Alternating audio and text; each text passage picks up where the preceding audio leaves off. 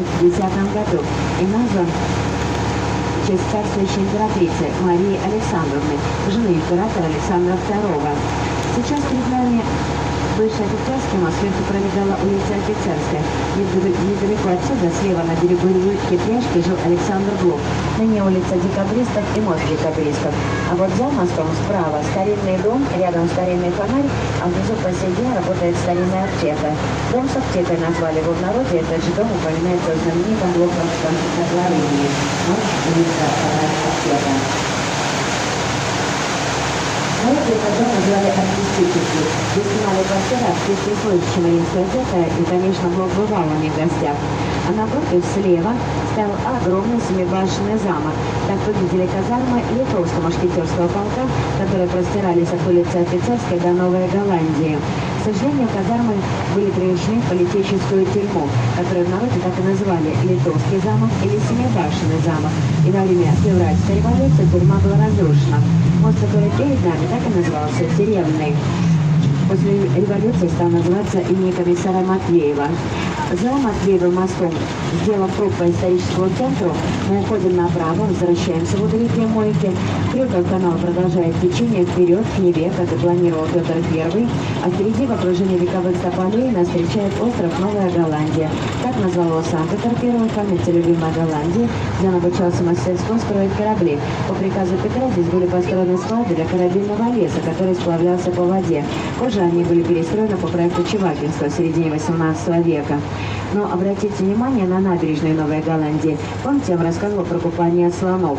Чтобы их укрепить, вертикально вбивали просмоленные дубовые сваи. Они теперь торчат из воды. Но таких мер было недостаточно. Дело в том, что во всех реках и каналах течет Невская вода. А Нева настолько полноводная река, что за единицу времени проносит столько воды, сколько Дон и Днепр вместе взяты. И когда со стороны Финского залива дует встречный ветер, возникает нагонная волна, которая запирает выход местным водам берега Финского залива, и тогда вся вода устремляется на город. Так что гранитная облицовка — это не роскошь, а жизненная необходимость. Здесь как минимум 4 метра культурного слоя. Слева на острове Адмиралтейском бывшие крюковские казармы моряков Балтийского флота, теперь военно-морской исторический музей с богатейшей коллекцией уникальных экспонатов. Прямо перед нами поцелуев мост. В Петербурге существует примета: если поцеловаться на мосту или под ним, то любовь будет прочная, надежная и неразрывная, как песня. Ведь все моста двигаться, а поцелуй извините нет. Я предлагаю вам понаблюдать за куполами Исаакиевского собора. Прямо по курсу золотые купола. И вы увидите красивую зрительную иллюзию. На ваших глазах творение Гюста Монтерана, кажется, медленно-медленно уходит под воду. И скоро исчезнет совсем, как мифический Тритон. Понаблюдайте. А я пока расскажу, почему мост назвали «Поцелуем». Несколько версий объясняют происхождение названия. Во-первых, в 18 веке здесь пролегала городская граница, а по русскому обычаю на прощание люди расцеловывались. Во-вторых, в дни казарме приходили жены, матери и невесты. Вряд ли обходилось без поцелуев. А по третьей версии, рядом был трактир купца Поцелуева, что тоже вариант и не самый грустный, как вы понимаете. Справа по борту еще один бывший Юсуповский дворец, наверху родовой герб Юсуповых.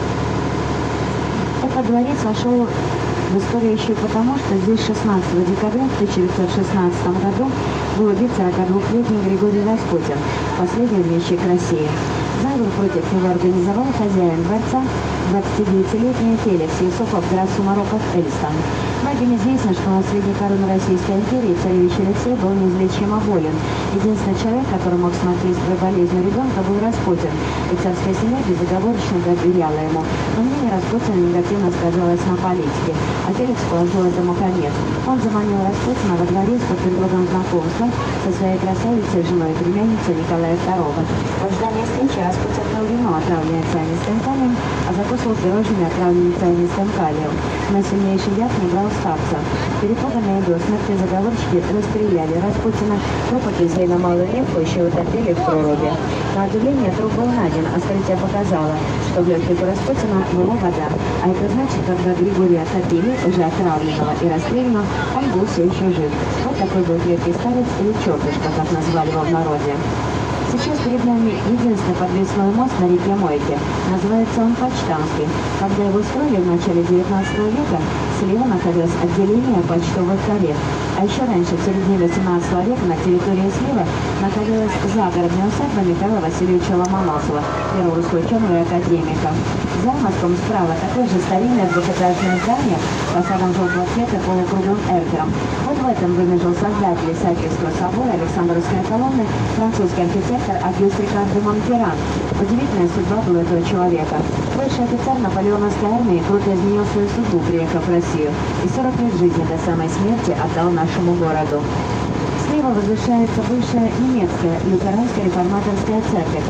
Она была построена в готическом стиле и очень украшала этот уголок Петербурга. После революции здание было реконструировано. Здесь был открыт дворец культуры работников связи. А не пустой, дальнейшая судьба пока неизвестна. Справа тоже примечательное здание. Во внутренних дворах скрываются знаменитые Воронинские бани. Ведь раньше не было квартир со всеми удобствами. Ванна, душ. Люди ходили мыться в баню, богатые и бедные. Мы заходим под Фонарный мост, справа находится Фонарный переулок, еще задолго до революции, где жили многочисленные петербургские монашики, которые каждый вечер зажигали масляные фонари на улицах большого города. Ведь первые электрические фонари появились только в 1883 году, когда на реке Мойке возле Зеленого моста, рядом с домом Елисеева, что напротив Строгановского дворца, была установлена баржа, а на ней электростанция, создана по проекту Карла Фридриха Сименса. Эта электростанция Сименса давала электрический ток от Адмиралтейства до Аничкова моста на Невском проспекте, в том числе и фонарям Невского проспекта.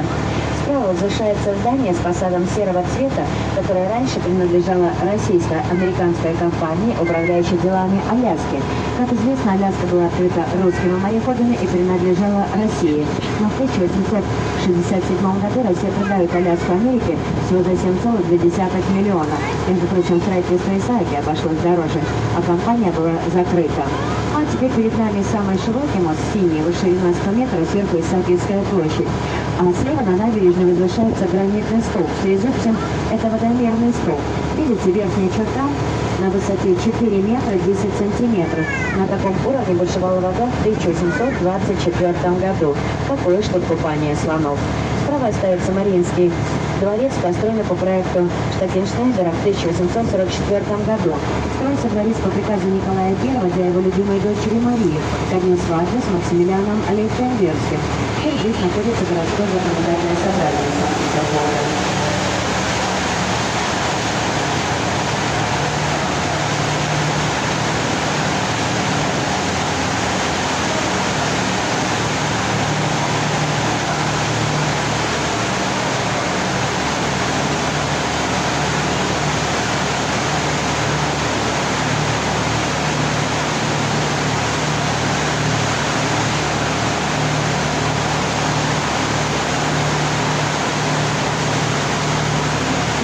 Дело в том, что Исаакия, которую мы привыкли видеть, уже четвертый по счету. Первая деревянная Исаакиевская церковь была построена еще в 1710 году перед зданием Адмиралтейства.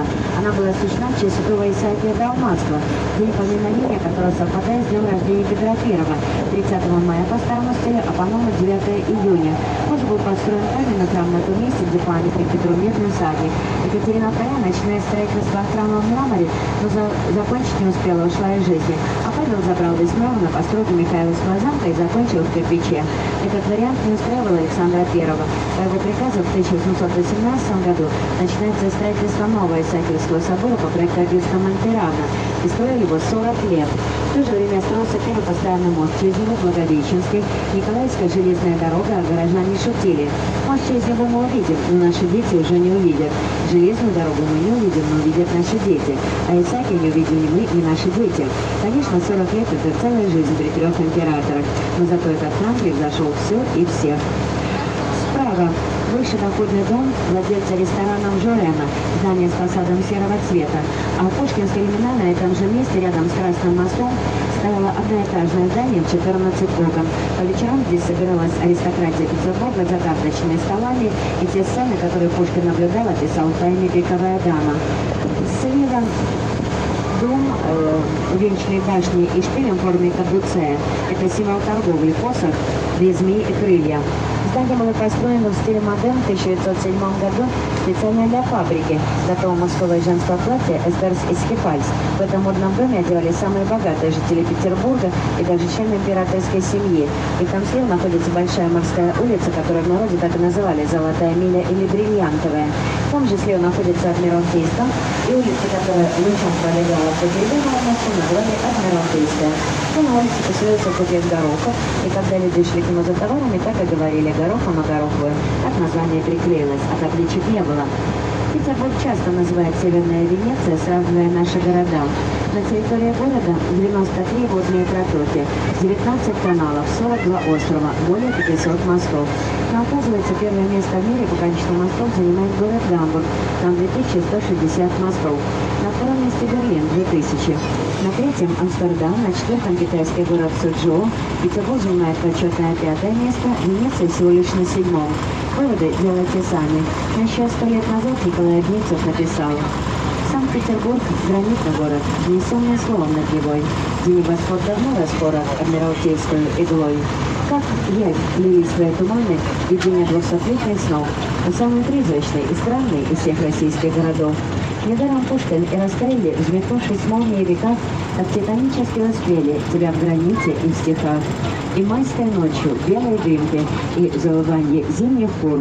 Ты всех прекрасней, несравненный, блистательный Санкт-Петербург. Мы с вами завершили большой и красивый круг длиной 12 километров. Я на этом заканчиваю свой рассказ. Благодарю вас всех за внимание и желаю вам приятных прогулок по улицам Петербурга. При любой погоде и днем, и ночью. Но особенно ночью стоит прогуляться по набережным, зайти на Троицкий мост и полюбоваться Санкт-Петербургом, который осыпан электрическими огнями, как бриллианты на шее у богатой дамы. На этом я прощаюсь с вами. Спасибо.